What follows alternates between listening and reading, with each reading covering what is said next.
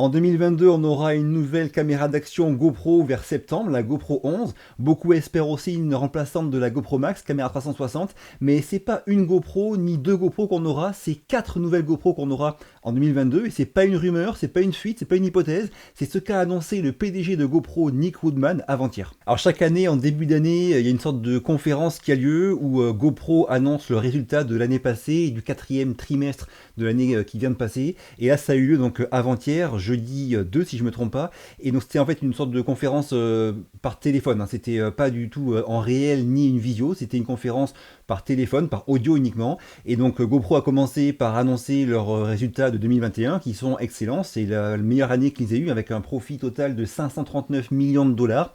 Et ce, dû au fait, selon eux, qu'ils se sont vraiment concentrés sur des ventes plus directes, hein, sans passer par des intermédiaires, directement du site vers le consommateur, et aussi le développement de l'offre qu'ils ont avec leur service GoPro Plus inclus dans l'achat de caméras. Alors en général, ces conférences sont pas hyper intéressantes pour le grand public, hein, c'est plus destiné aux actionnaires et investisseurs pour parler un peu des bilans et perspectives.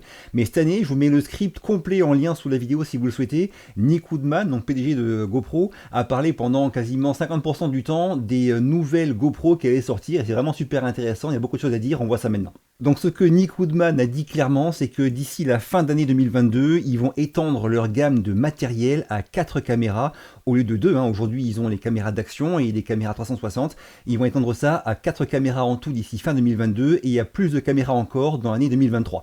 Il a aussi parlé de l'offre logicielle, donc à la fois application, gestion sur le cloud, mais aussi logiciel sur ordinateur, parce que c'est vraiment laissé en friche ce côté-là depuis longtemps. Donc ils vont aussi développer le côté logiciel sur ordinateur, donc on va voir sûrement un équivalent de GoPro Quick mais sur PC. Ils vont essayer de mettre le paquet aussi là-dessus. Alors il y a un truc que Nick Woodman a dit et qui est hyper intéressant pour donner des pistes sur quel style de caméra vont apparaître, c'est que en fait les GoPro sont aujourd'hui des caméras un peu couteau suisse, hein, c'est lui qui le dit. Ils ont vraiment développé le côté polyvalence, le côté action aussi avec l'étanchéité, résistance, tout ça.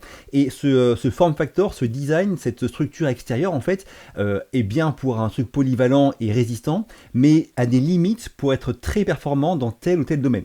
Et ce qu'il propose, c'est d'oublier un petit peu ce design de base qui est une caméra résistante, étanche, polyvalente, pour aller développer et creuser des points plus en profondeur qui sont des demandes spécifiques d'utilisateurs GoPro. Courte pause, si la vidéo vous est utile ou agréable, pensez à me le dire en commentaire, à me défoncer ce bouton like et à vous abonner, ça m'aide beaucoup. On y retourne.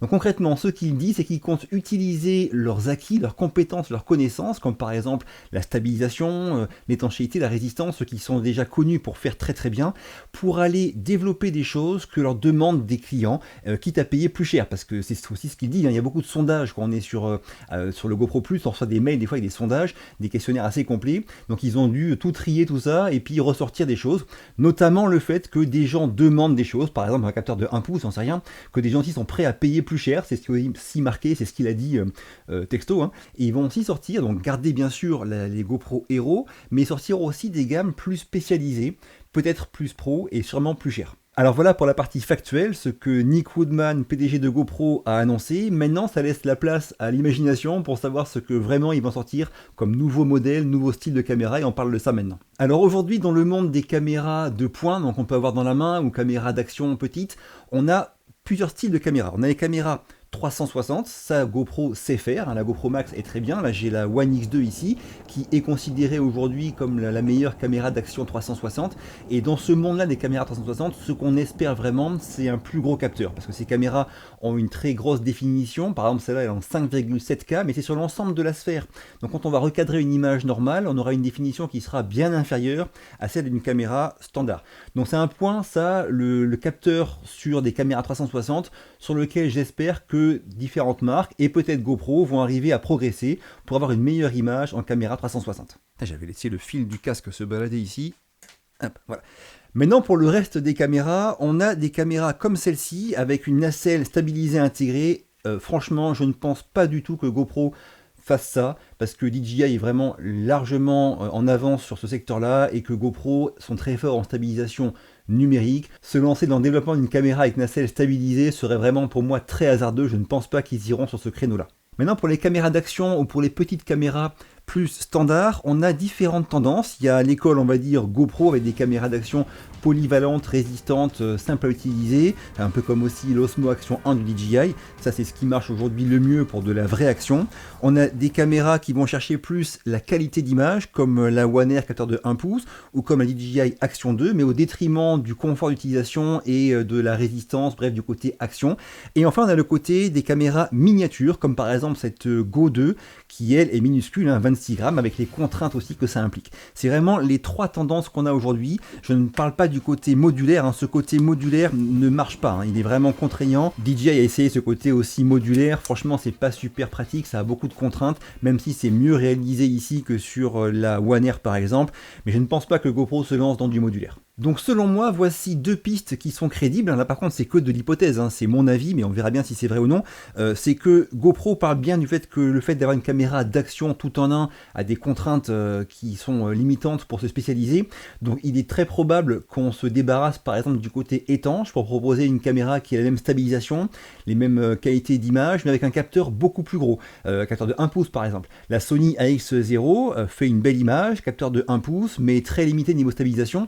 Si GoPro va sur ce secteur-là des caméras avec capteur de 1 pouce, caméra d'action, hein, ils auront déjà l'avantage de tout ce qu'ils savent faire en termes de stabilisation et ils pourront rapidement dominer ce créneau, je pense. Donc c'est une possibilité, une caméra avec un plus gros capteur, une meilleure image en basse lumière, tout ça, tout en gardant les qualités GoPro mais en perdant le côté action. L'autre possibilité, ce serait ce côté miniaturisation qui pourrait être intéressant notamment pour le FPV, mais pas uniquement. C'est aussi une possibilité de voir GoPro essayer de désosser un petit peu ses caméras pour arriver à en extraire un petit peu l'essence et proposer une caméra miniature qui serait pratique à utiliser, qui aurait moins de limitations structurelles et contraignantes que la Go 2 par exemple.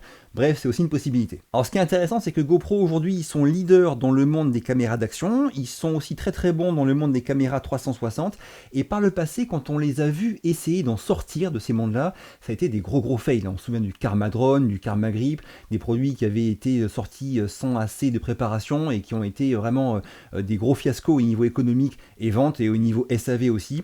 Donc quand on les voit quitter leur zone de confort, on a rarement été bien surpris. Alors j'espère que cette année, ils vont arriver à trouver la solution pour proposer des produits intéressants tout en quittant un petit peu leur domaine de prédilection.